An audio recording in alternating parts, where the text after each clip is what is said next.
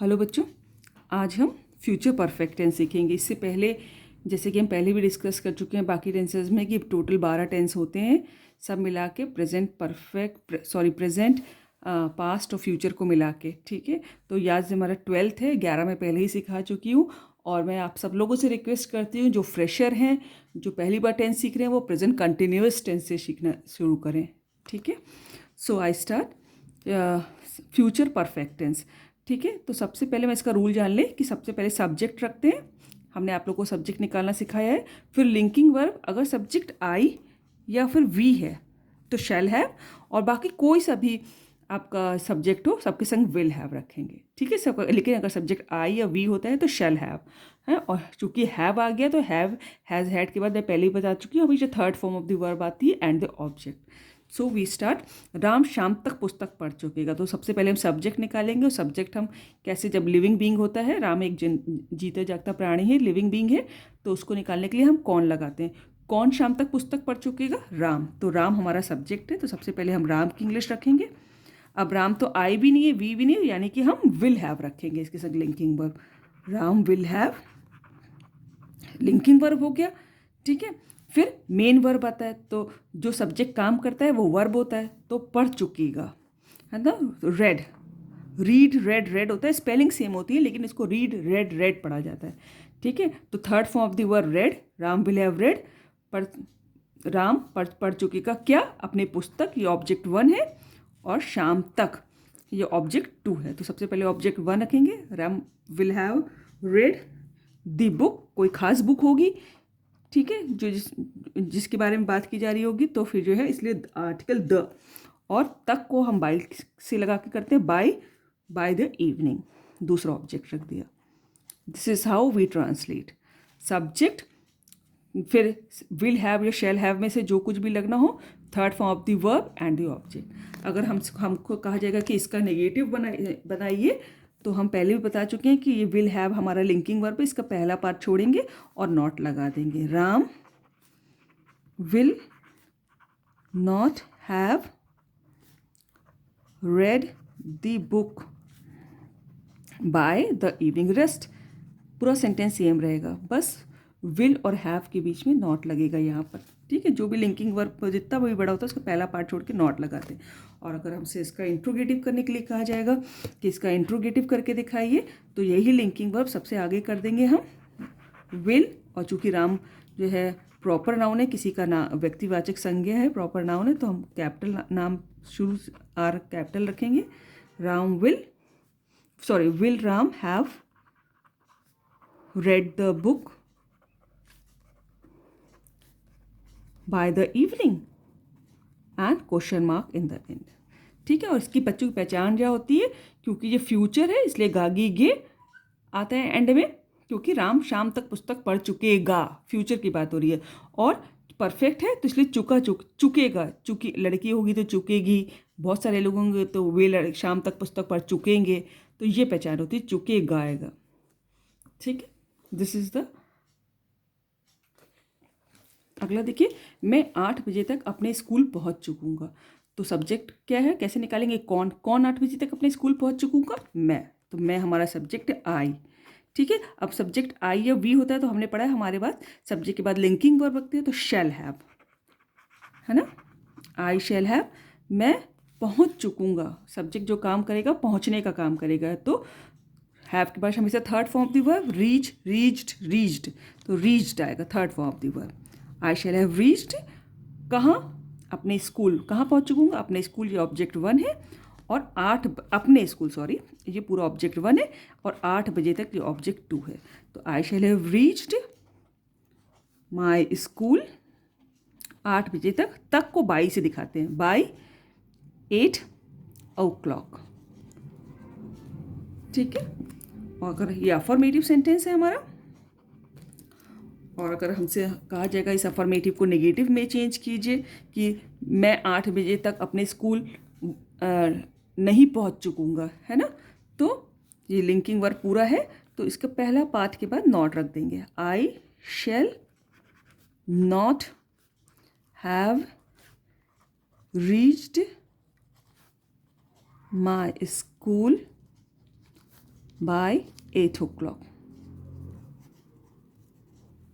ठीक है। और अगर हमसे कहा जाएगा कि इसको इंट्रोगेटिव में बनाइए, इंट्रोगेटिव का मतलब होता है क्वेश्चन मार्क वाले सेंटेंस कि क्या मैं 8 बजे तक स्कूल पहुंच चुकूंगा। ठीक है, तो बस इसी लिंकिंग वर्ब को सबसे पहले रखना है हमको, शैल आई, बाकी सब वही, बस ये आके सबसे आगे चला जाता है। Shall I have reached my school by 8 o'clock। So simple. ठीक है। नेक्स्ट देखिए, तुम मेरे आने से पहले अपना कार्य समाप्त कर चुकोगे। अब इसको ध्यान से देखने की ज़रूरत है।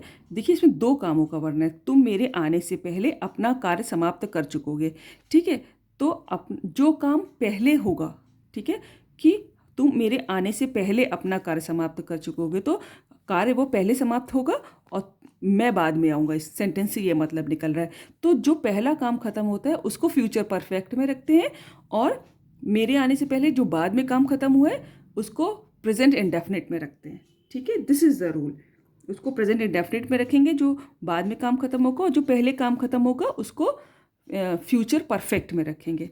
तो देखिए, तुम मेरे आने से पहले अपना कार्य समाप्त कर चुके होगे। तो कौन मेरे आने से पहले अपना कार्य समाप्त कर चुके होगे? तुम। तो सब्जेक्ट तुम है, तो यू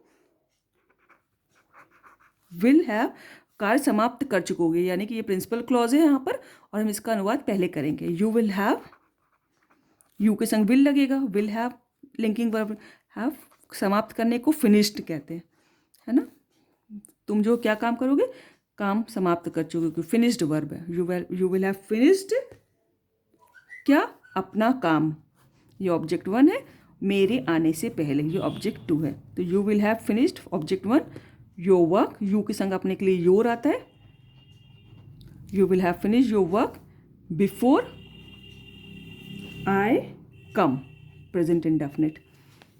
ठीक है, आई एम रिपीटिंग कि जब दो कामों का वर्णन हो फ्यूचर पर इस वाले सेंटेंस में, तो जो पहले काम खत्म हुआ है कि तुम मेरे आने से पहले अपना कार्य समाप्त कर चुकोगे, अपना कार्य समाप्त तुम पहले कर चुके हो, मैं बाद में आऊँगा। सेंटेंस का मतलब ये है। तो जो काम पहले खत्म हुआ है उसको हम फ्यूचर परफेक्ट में रखेंगे, जो बाद में काम खत्म हुआ है उसको हम प्रेजेंट इंडेफिनिट में रखेंगे। अगर हमसे इसको नेगेटिव करने के लिए कहा जाएगा तो वेरी सिंपल कि ये लिंकिंग वर्ब है, इसको फर्स्ट पार्ट के बाद हमको नॉट रखना है।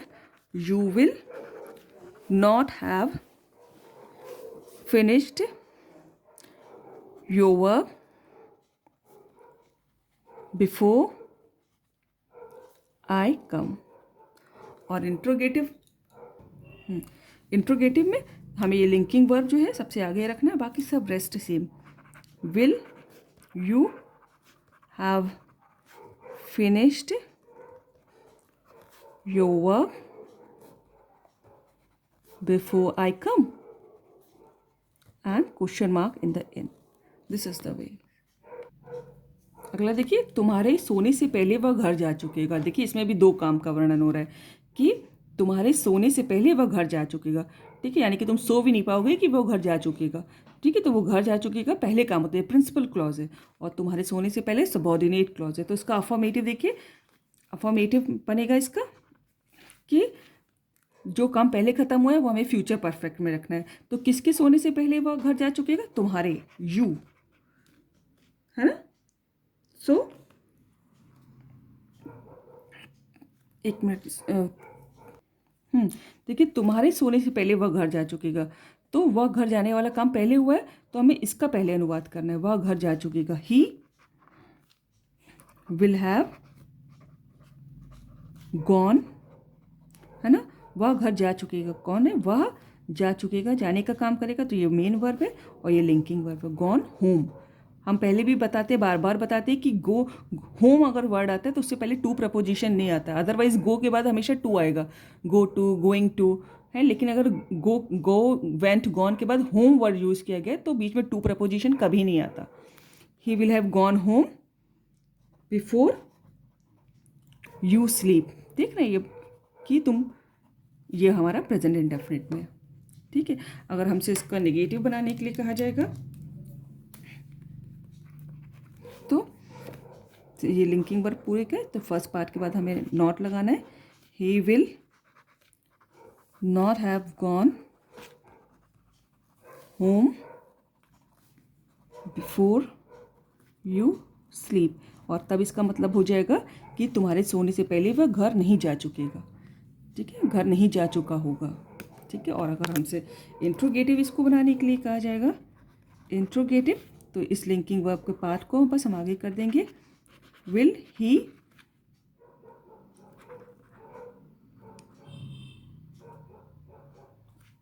Have gone home before you sleep. देखो, will he have gone home before you sleep, तो this is how we make. I am repeating कि फिर से इसका एक बार रूल देख लेते हैं कि सब्जेक्ट लिंकिंग वर्ब के रूप में शैल हैव या विल हैव, अगर सब्जेक्ट आई है और वी है तो shall have, otherwise will have, third form of the verb and the object. लेकिन जब किसी सेंटेंस में दो काम एक साथ बताए जाए तो जो पहले काम खत्म होगा उसका फ्यूचर परफेक्ट में होगा, और जो बाद में काम खत्म होगा वो प्रेजेंट इंडेफिनिट में होगा, ठीक है। This is the rule. Thank you so much.